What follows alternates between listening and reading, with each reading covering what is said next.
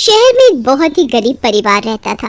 उसमें एक बूढ़ी सास, उसकी बहू कमला और उसका 5 साल का बेटा राजा था। कमला के पति की मौत एक सड़क दुर्घटना में हो गई थी, जिसकी वजह से सारा बोझ कमला के कंधों के ऊपर आ गया था। इसकी वजह से वो लोगों के घरों में जाकर काम करके अपना और अपने परिवार का पेट भरती थी। एक दिन की बात है, राजा मैं काम करने जा रही हूँ, तुम घर पर ही रहना और माँ का ख्याल रखना। ठीक है माँ, मैं घर पर ही रहूँगा। ये कहकर कमला काम करने निकल जाती है। कमला एक बड़े अमीर परिवार में झाड़ू पोछा और घर का सारा काम करती थी। वो अपनी मालकिन के यहाँ पहुँच जाती है तो कमला की मालकिन कमला से कहती है, कमला आज तुम्हें आने में इतनी देर कैसे हो गई? घर का कितना काम पड़ा है? कमला कुछ कहने ही जा रही थी कि तभी मालकिन कहती है, अब खड़ी खड़ी क्या देख रही हो, जल्दी जल्दी काम खत्म करो। ये कहकर कमला जल्दी जल्दी बर्तन साफ करने लगती है। उसके बाद झाड़ू पोछा करती है। मालकिन मैंने घर का सारा काम कर दिया है, अब मैं घर जा सकती हूँ? क्यों, इतनी जल्दी जाकर क्या करेगी? अभी तो कितना काम बाकी है। वैसे भी तू इतनी देर से आई हो और जल्दी जाने के लिए बोल रही है। मालकिन की बात सुनकर कमला कुछ नहीं बोलती और चुपचाप काम करने लगती है और सोचने लगती है, मालकिन से कैसे पैसे मांगूं? मालकिन तो पहले ही इतनी नाराज है, अब अगर मैंने मालकिन से पैसे मांगे तो वो और नाराज होंगी। कमला मालकिन से पैसे नहीं मांगती और काम करने लगती है। जब काम खत्म हो जाता है तो वो मालकिन से घर जाने के लिए कहती है, मालकिन मैंने घर का सारा काम कर दिया है, अब मैं घर जाऊँ? हाँ जाओ, और कल से समय पर काम करने आना। जी मालकिन। कमला जल्दी जल्दी अपने घर की ओर जा रही थी और सोचती जा रही थी, ना जाने माँ जी की तबीयत कैसी होगी, आज तो देर भी इतनी हो गई है। कमला अपने घर पहुँच जाती है और घर पहुँचकर देखती है, माँ जी आपकी तबीयत तो और ज्यादा खराब हो गई है, मैं अभी दवाई लेकर आती हूँ। रहने दे बहू, मैं ठीक हूँ। बस थोड़ी खांसी और बुखार है, ठीक हो जाएगा। माँ कमला की परेशानी समझती थी कि खाने के लिए तो पैसे होते नहीं, फिर ये दवाई के लिए कहाँ से लाएगी, इसीलिए वो दवाई लेने के लिए मना कर रही थी। कमला रसोई में जाकर एक डिब्बे को खोलकर देखती है, इसमें तो सिर्फ 50 रुपए ही हैं। कमला उन पैसों को लेकर दवाई की दुकान पर जाती है और उससे दवाई मांगती है। भैया जरा खांसी और बुखार की दवाई तो देना। ये लो तुम्हारी दवाई। भैया कितने पैसे हुए?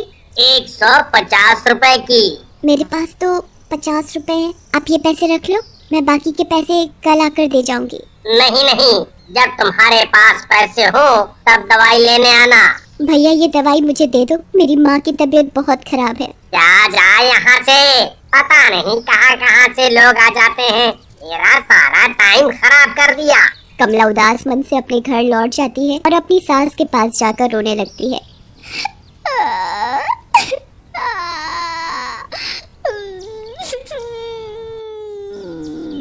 रो मत बहू, मैं सब समझ गई, तुझे कुछ कहने की जरूरत नहीं। माँ मैं जल्दी कुछ न कुछ इंतजाम करके आपके लिए दवाई लेकर आऊंगी। माँ मुझे भूख लगी है।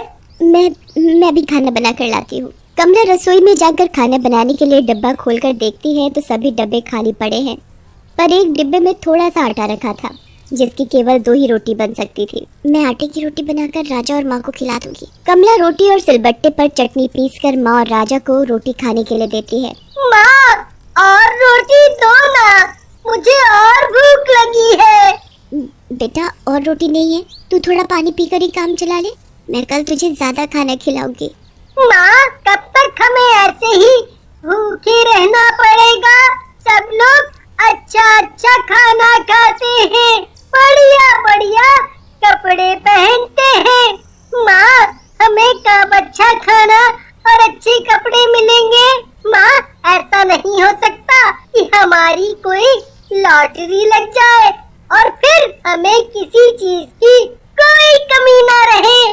माँ रोते हुए कहती है, बेटा हमारी ऐसी किस्मत कहाँ। क्यों नहीं, हमारी लॉटरी क्यों नहीं लग सकती? और माँ रोने लगती है और उसकी बात का कोई जवाब नहीं देती और उसे सोने के लिए कहती है। माँ आप रो मत, मुझे कुछ नहीं चाहिए। जब मैं बड़ा हो जाऊंगा ना तब खूब पैसे कमाऊंगा। हाँ, अब तो सो जा, रात भी बहुत हो गई है और मुझे सुबह जल्दी जाना है, नहीं तो मालकिन गुस्सा करेंगी। ये सब बातें करते करते दोनों सो जाते हैं और अगली सुबह जब कमला सोकर उठती है तो देखती है, माँ आपको तो बहुत तेज बुखार है, आज मैं काम करने नहीं जाऊंगी। माँ को तेज बुखार की वजह से कमला काम करने नहीं जाती। वो माँ के पास ही रुक जाती है और माँ का ख्याल रखने लगती है। कभी उसके माथे पर पट्टी रखती तो कभी उसके पैर दबाती। इसी तरह कमला को 10 दिन हो जाते हैं मालकिन के यहाँ काम पर गए हुए। माँ की तबीयत तो और बिगड़ती जा रही है, ऊपर से घर में कुछ खाने के लिए भी नहीं है। मेरी तो कुछ समझ में नहीं आ रहा कि मैं क्या करूँ। माँ ने कल से कुछ नहीं खाया। एक काम करती हूँ, मैं बनिए से थोड़ा राशन उधार मांग कर लाती हूँ।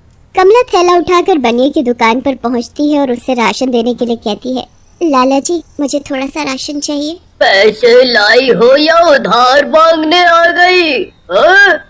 वो लाला जी मेरे पास अभी पैसे नहीं है, आपकी बड़ी मेहरबानी होगी जो आप मुझे उधार दे देंगे। पहले के पैसे चुकाए नहीं और आ गई उधार मांगने। पहले का हिसाब चुकता करो, तब राशन दूंगा। हाँ लाला जी मैं आपके आगे हाथ जोड़ती हूँ, मैं आपके पैसे जल्दी दे दूंगी। अगर आप मुझे थोड़ा राशन दे देंगे तो आपकी बड़ी मेहरबानी होगी।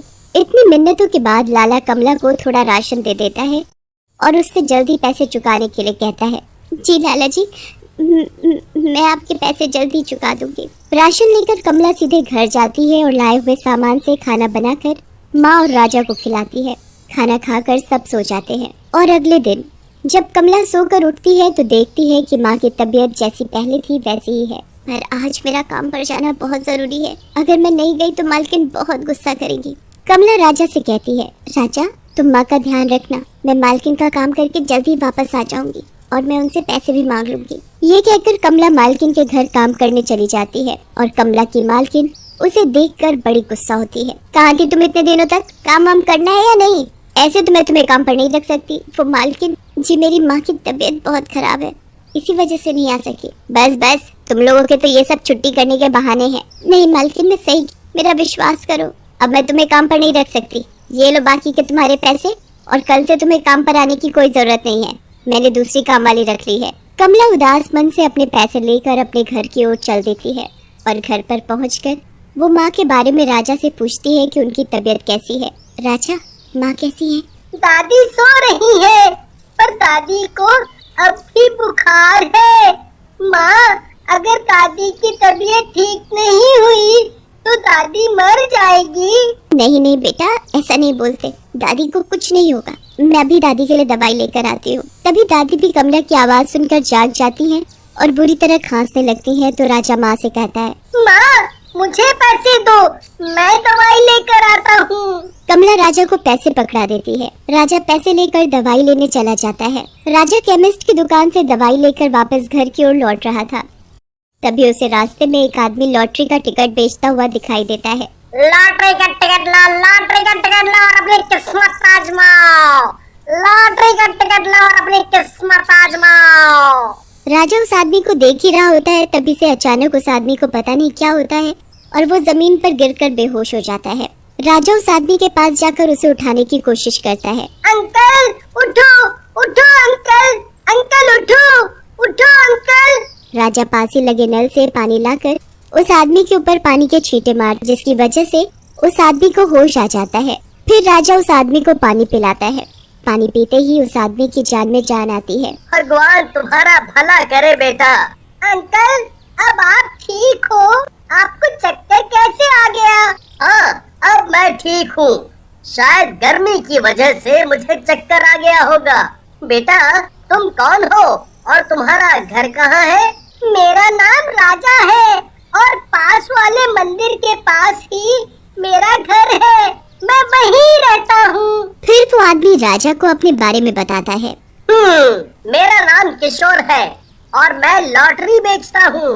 अंकल आप लॉटरी बेचते हो? हाँ बेटा।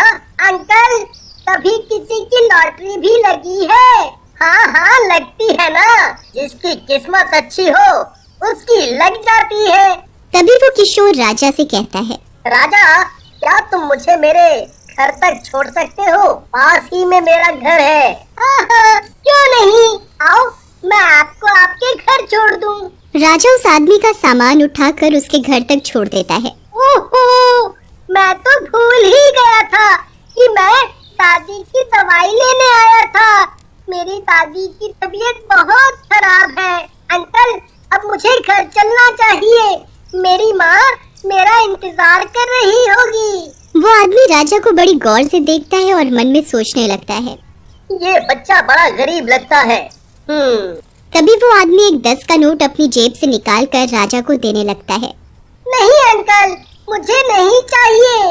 राजा पैसे लेने से मना कर देता है तो वो आदमी राजा से कहता है, अच्छा, तुम पैसे नहीं ले सकते तो ये लॉटरी का टिकट तो ले सकते हो, पर मेरे पास तो पैसे नहीं है। नहीं, तुम्हें पैसे देने की जरूरत नहीं है, ये तो मैं तुम्हें अपनी खुशी से दे रहा हूँ। तुमने मेरी इतनी मदद जो की है, मना मत करना बेटा, रख लो, मुझे अच्छा लगेगा। हो सकता है बेटा ये लॉटरी तुम्हारी लग जाए। क्या अंकल, हम गरीबों की ऐसी किस्मत कहाँ जो हमारी लॉटरी निकल सके। बेटा ऐसा नहीं है, किस्मत बदलते देर नहीं लगती और 4 दिन बाद इसका नतीजा आएगा। राजा वो लॉटरी का टिकट उस आदमी से ले तो लेता है और घर जाकर वो लॉटरी का टिकट और दवाई माँ को पकड़ा देता है। तो माँ उससे पूछती है, इतनी देर कहाँ लगा दी और ये लॉटरी का टिकट क्यों ले आए? मैंने तो तुम्हें दवाई लेने भेजा था, फिर ये लॉटरी का टिकट कैसे? फिर राजा माँ को सारी बात बताता है कि वो लॉटरी का टिकट उसे कैसे मिला। माँ लॉटरी का टिकट अपने साड़ी के पल्लू में बांध लेती है। फिर उसके बाद वो माँ को दवाई दे देता है। दवाई पीकर माँ को थोड़ा बहुत आराम आता है तो कमला फिर काम ढूंढने निकल जाती है। काम ढूंढते ढूंढते वो एक घर में पहुँचती है। मेम साहब, क्या मुझे आपके यहाँ काम मिल सकता है? मुझे काम की सख्त जरूरत है। कमला उस औरत के आगे हाथ जोड़कर खड़ी हो जाती है और मन ही मन भगवान से प्रार्थना करने लगती है। वो औरत वैसे तो नरम दिल की थी, तो वो कमला की बातों का भरोसा करके उसे काम पर रख लेती है। कमला को काम के ध्यान में उसे लॉटरी का याद ही नहीं रहता कि कल लॉटरी का नतीजा आने वाला है। एक दिन की बात है, राजा अपनी माँ से कहता है, माँ, सब बच्चे स्कूल जाते हैं, मैं कब स्कूल जाऊंगा? माँ, मुझे भी पढ़ना है और एक बड़ा आदमी बनना है।